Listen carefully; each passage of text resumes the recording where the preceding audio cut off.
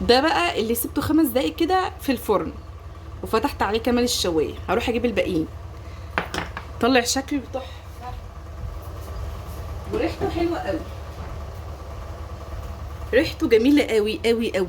شويه رز بلبن ايه حكايه حكايه، عارفين يعني متعملين في البيت وصايه، متعملين في البيت وصايه. استنى اجيب التاني. على فكره انا ما حطيتهمش في الفرن، انا حطيتهم في الاير فراير 5 دقايق بس، طلع بالشكل ده سخنين. خلاص كده بصوا بقى الجمال.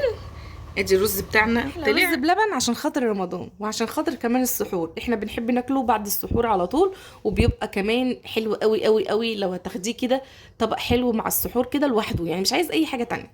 هخش على طول بقى وهقول لكم انا عملت ايه هنا. اول حاجه عندي كوبايتين من الرز بغسلهم غسله كويسه قوي، واقوم نقعيهم في كيلو من اللبن واسيبهم يغلوا غلوتين واطفي النار عليهم، بقوا بالشكل ده.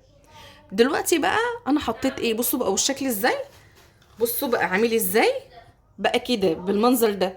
تحس ان هو خلاص استوى، بس من غير ما يعني ايه، ما نغلي بقى فيه ولا اي حاجه. حطيت عليه دلوقتي كوبايه ونص من السكر ورفعتهم على النار. بصوا شكلهم.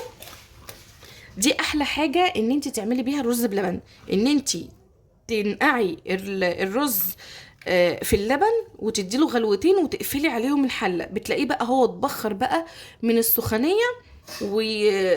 واستوى، يعني استوى اللي حاجه بسيطه من غير ما يعجن بقى ولا اي حاجه، وبيدي طعم حلو قوي. دلوقتي بقى هعلي النار عليه. انا دلوقتي شغلت النار، بس انا كنت عايزه اوريكم انا عملت ايه الاول. هحط بقى الكيلو التاني من اللبن. ليه بقى؟ لان كوبايتين الرز بياخدوا 2 كيلو لبن.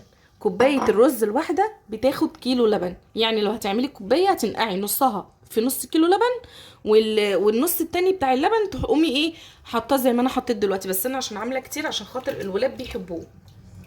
يا ربي اكون قدرت اشرح اللي انا عايزة اقوله، لان انا فاشلة في الحاجات دي معلش. هبتدي بقى اقلب كده اقلب كده. هو خلاص يعني يعتبر استوى، هنغليه بس هنديله كده غلوتين حلوين مع الحاجات اللي انا هقول لكم عليها دلوقتي. هسيبه ياخد غلوه واوريه لكم. دلوقتي اهو خلاص بقى غلى غلوتين كده بالظبط. هحط معلقه كبيره من النشا على شويه ميه او شويه لبن براحتك، مع معلقه من الكريم جانتيه او معلقه قشطه براحتك، وتقدري تستغني عنها، بس هي بتدي طعم حلو. هو مش محتاج افتكاسات والله، يعني سهل جدا.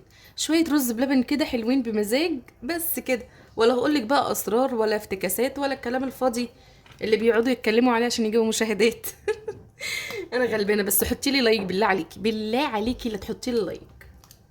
بصوا بقى الرز بقى عامل ازاي. والله انهم شويه رز متكلفين يا ناس، متكلفين. حاطه فيهم 2 كيلو لبن، بس انا عشان عامله كتير، انا عامله كتير فعشان كده حاطه لبن كتير. كل ده معمول بكوبايتين رز بس على فكره، مش كتير قوي يعني، كوبايتين رز بس ما شاء الله بقى يعني عاملين ايه. بصوا المنظر بتاعهم، شايفين؟ شويه رز بلبن حكايه، ما بعدهم حكايه. بصوا هنا بقى الطواجن دي هدخلها الفرن، هحط بس عليها كده رشه بسيطه من السمنه البلدي، سمنه بلدي كده، وهدخلها بقى الفرن تاخد كده وش كده، بس مش يعني تستوي ولا حاجه، لا انا بس هديها بس وش كده مقرمش كده ويحمر بقى، بتبقى طعمها حلو قوي قوي قوي. بس على بال ما انا ازين دول هيكون كده ايه، ما تكتريش سمنه على الوش عشان هي مش بتشرب السمنه، احنا بس بنديها غلوه بسيطه كده. بصوا عامل ازاي بقى، بصوا. ده بقى اللي سبته 5 دقايق كده في الفرن، وفتحت عليه كمان الشوايه. هروح اجيب الباقيين. طلع شكله تحفه وريحته حلوه قوي، ريحته جميله قوي قوي قوي. شويه رز بلبن ايه حكايه حكايه، عارفين يعني متعملين في البيت وصايه، متعملين في البيت وصايه. استنى اجيب التاني. على فكره انا ما حطيتهمش في الفرن، انا حطيتهم في الاير فراير 5 دقايق بس، طلع بالشكل ده سخنين خلاص كده. بصوا بقى الجمال، ادي الرز بتاعنا طلع ده اللي معمول بقى، حطينا على وشه كده معلقه سمنه كده، طلع بالشكل ده على طول بالمنظر ده، خدش كتير يعني. وده الرز بتاعنا، حبشته بقى بشويه مكسرات بقى. كل سنه وانتم طيبين، احنا في رمضان. وظبطت كده الوش، وحطيت كمان رشه من ورد الجوري، بيدي ريحه حلوه قوي قوي قوي للرز بلبن كده، وبيديله شكل برضو حلو قوي مع الزبيب والحاجات دي وجوز الهند. بس مش اكتر من كده، حاجات بسيطه كده، وعملنا احلى كميه النهارده من الرز بلبن. وانا طبعا بعمل ايه؟ القهوه بتاعتي.